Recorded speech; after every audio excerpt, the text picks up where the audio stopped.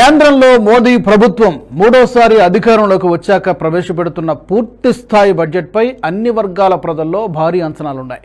నిర్మలమ్మ 8వ బడ్జెట్లో వేతన జీవులకు ఊరట కల్పిస్తారా? మధ్యతరగతి ప్రజలకు మద్దతిస్తారా? ఆకాశాన్ని అంటుతున్న బంగారం ధరలకు అడ్డుకట్ట వేస్తారా అని ఆశగా ఎదురు చూస్తున్నారు. అన్నదాతకు ఈ బడ్జెట్లో మరిన్ని వరాలు ప్రకటించే అవకాశం ఉందన్న ప్రచారం నేపథ్యంలో రైతన్నలు కూడా పీఎం కిసాన్ సమ్మాన్ నిధిని మరింతగా పెంచుతారా అన్న దిశగా చర్చించుకుంటున్నారు. నిజానికి రోజువారీ అవసరాల నుంచి ఆదాయపు పన్ను వరకు ప్రతి పౌరునిపై బడ్జెట్ ప్రకటనలు నేరుగా ప్రభావం చూపుతాయి. పెరుగుతున్న ఖర్చుల కారణంగా చాలా రోజులుగా మధ్యతరగతి ప్రజలు, వేతన జీవులు ఒత్తిడికి గురవుతున్నారు. పన్ను రాయితీ ద్వారా ఊరట పొందాలన్నది ఈ వర్గం ప్రజల ఆశ. పన్ను మార్పుల కారణంగా రోజువారీ అవసరాల నుంచి ఆటోమొబైల్స్, గ్యాడ్జెట్ల వరకు అన్నింటి ధరలు బడ్జెట్పై ఆధారపడి ఉంటాయి. ఈ సంవత్సరం చాలా మంది ఎలక్ట్రానిక్స్ పై దృష్టి పెట్టారు. ఎలక్ట్రానిక్ వస్తువులు ఏమైనా చౌకగా మారతాయా అని ఆసక్తిగా ఎదురు చూస్తున్నారు. ఇదే నిజమైతే మొబైల్ ఫోన్లు, టీవీలు, ల్యాప్టాప్లు, ఇతర ఎలక్ట్రానిక్ గ్యాడ్జెట్ల ధరలు భారీగా తగ్గే అవకాశం కనిపిస్తోంది. సామాన్యులకు ఆదాయపు పన్ను విధానాల్లో సాధ్యమయ్యే మార్పులపై దేశవ్యాప్తంగా చర్చ జరుగుతోంది. నిపుణులు వ్యక్తిగత ఆదాయపు పన్ను, గృహ ప్రయోజనాలు, క్రిప్టో, పొదుపు ప్రోత్సాహకాలు, ఇతర రంగాల్లో మార్పులను సూచించారు. పన్ను చెల్లింపుదారులకు ఉపశమనం కలిగించడమే ఈ ప్రతిపాదిత సంస్కరణల లక్ష్యం. మధ్యతరగతి పన్ను చెల్లింపుదారులకు ఉపశమనం కలిగించేందుకు ఆదాయపు పన్ను స్లాబుల్లో మార్పులు చేసే అవకాశం కనిపిస్తోంది. పెరుగుతున్న ద్రవ్యోల్బణాన్ని దృష్టిలో ఉంచుకుని ఆదాయపు పన్ను మినహాయింపు పరిమితిని మరింతగా పెంచాలని కోరుతున్నారు. చాలామంది పన్ను చెల్లింపుదారులు 10 లక్షల వరకు పరిమితిని ఆశిస్తున్నారు. సీనియర్ సిటిజన్లకు పన్ను మినహాయింపు పరిమితిని పెంచాలని మరికొంతమంది డిమాండ్ చేస్తున్నారు. ఇక తెలుగు రాష్ట్రాలకు ప్రస్తుత బడ్జెట్లో కేటాయింపులు ఏ విధంగా ఉంటాయన్న దానిపై చర్చ జరుగుతోంది. నిర్మలమ్మ 8వ బడ్జెట్లో తెలంగాణ, ఆంధ్రప్రదేశ్ రాష్ట్రాలకు ప్రత్యేక కేటాయింపులు చేస్తారా?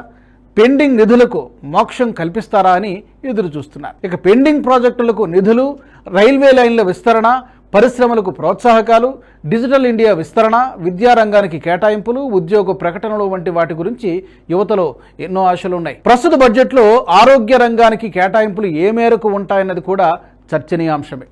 ఆరోగ్య రంగం నుండి ప్రభుత్వానికి వస్తున్న అతిపెద్ద డిమాండ్లో ప్రధానమైనది వైద్య పరికరాలపై యూనిఫామ్ జీఎస్టీ.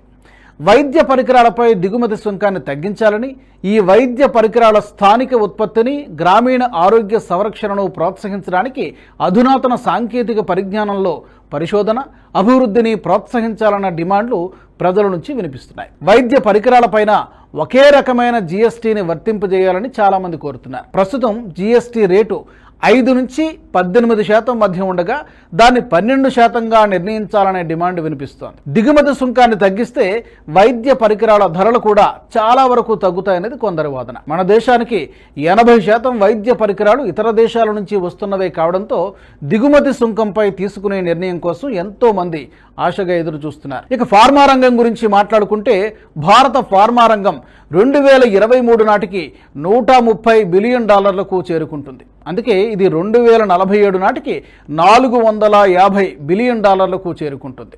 నిపుణుల అభిప్రాయం ప్రకారం జీఎస్టీని రద్దు చేసి ప్రాణాలను రక్షించే మందులపై దిగుమతి సుంకాన్ని ప్రభుత్వం నిర్ణయించాలి. అలాగే పరిశోధన, అభివృద్ధిలో పెట్టుబడులను ప్రోత్సహించడానికి చర్యలు తీసుకోవాలి. అలాగే దేశీయ ఏపీఐ తయారీదారులను ప్రోత్సహించడం, పిఎల్ఐ పథకాలను విస్తరించడం చాలా అవసరం. సెక్షన్ 80C ప్రయోజనాల గురించి మాట్లాడుకుంటే ఆదాయపు పన్ను చట్టంలోని సెక్షన్ 80C కింద మినహాయింపు పరిమితిని ప్రస్తుతం ఉన్న 150,000కు రెట్టింపు చేయడం ద్వారా, అంటే 3 లక్షలకు చేయడం ద్వారా ఎక్కువ పొదుపు, పెట్టుబడుల్ని ప్రోత్సహిస్తుందని ఆర్థిక నిపుణులు చెబుతున్నారు. ఇక జీతం పొందే వ్యక్తుల కోసం స్టాండర్డ్ డిడక్షన్ను 50,000 నుంచి ₹1,00,000 పెంచడం వల్ల పన్ను చెల్లింపుదారుల చేతిలో వినియోగ ఆదాయాన్ని ఉంచుతోంది. పిల్లల విద్య, ఆరోగ్య సంరక్షణ ఖర్చుల కోసం అదనపు తగ్గింపులను అందించడం మధ్యతరగతి ఎదుర్కొంటున్న ఆర్థిక సవాళ్లను నేరుగా పరిష్కరిస్తుందని ఆర్థిక నిపుణులు చెబుతున్నారు. బడ్జెట్కు ముందు రోజు వెలువరించే ఆర్థిక సర్వేలో కీలక విషయాలను వెల్లడించారు. 2024-25 ఆర్థిక సంవత్సరానికి భారతదేశ జీడీపీ వృద్ధి 6.3% నుంచి 6.8% మధ్య ఉంటుందని ఆర్థిక సర్వే 2024-25 అంచనా వేసింది. తగ్గుతున్న నిరుద్యోగ రేటు, స్థిరమైన ద్రవ్యోల్బణం వృద్ధి వేగాన్ని కొనసాగించడానికి మరిన్ని సంస్కరణల్ని అవసరమనే ఉద్దేశాన్ని ఆర్థిక మంత్రి నిర్మలా సీతారామన్ ఉదహరించారు.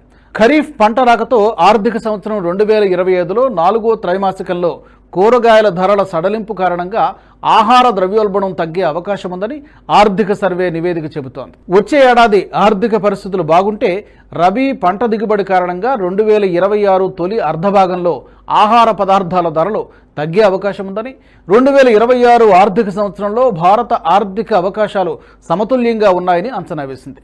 ప్రభుత్వ మూలధనం పెరగడం, వ్యాపార అంచనాలు మెరుగుపడడంతో పెట్టుబడులు పుంజుకుంటాయని అంచనా వేసింది ఆర్థిక సర్వే. ఈ వీడియో మీకు నచ్చినట్టయితే లైక్ చేయండి, 10 మందికి షేర్ చేయండి. అలాగే కామెంట్ల రూపంలో మీ అభిప్రాయాలను మాతో పంచుకోండి. Nationalist hub group of channels ను సబ్స్క్రైబ్ చేసుకుని తెలుగునాట జాతీయవాద జర్నలిజాన్ని ప్రోత్సహించండి. ఈ వీడియో కింద ఉన్న బెల్ ఐకాన్ పై క్లిక్ చేయడం మర్చిపోవద్దు.